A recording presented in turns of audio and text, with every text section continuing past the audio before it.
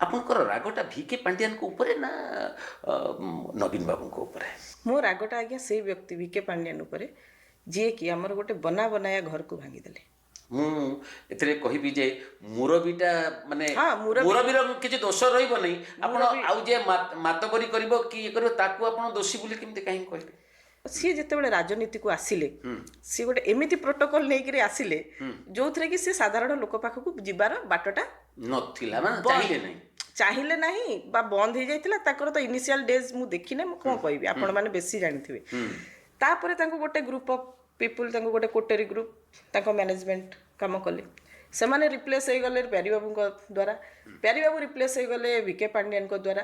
ତ direct interaction ଯେଉଁ ଲେବୁଲରେ ହେବା କଥା ସାର୍ଙ୍କ ସହିତ କର୍ମୀମାନଙ୍କର, ଆମେ ସିନା ଆଜ୍ଞା କଟକ ଭୁବନେଶ୍ୱରରେ ରହୁଥିଲୁ ବୋଲି ଆମେ ଯିବା ଆସିବାର ଆକ୍ସେସ୍ ଥିଲା। ଗୋଟେ ମାଲକାନଗିରିରେ ରହିଥିବା କର୍ମୀକୁ ସାର୍ କ'ଣ ଡାଇରେକ୍ଟ କଥା ହେଇପାରୁଥିଲେ କି? ଗୋଟେ ସୁଦୂର ଅଞ୍ଚଳରେ ରହୁଥିବା, ନିହାତି, ନିହାତି। ଏଇଟା ଏଇ ଯେଉଁ ପ୍ରୋବ୍ଲେମଟା ହେଲା ତାର ଫାଇଦା ନେଲେ ଏଇ ବ୍ୟକ୍ତି।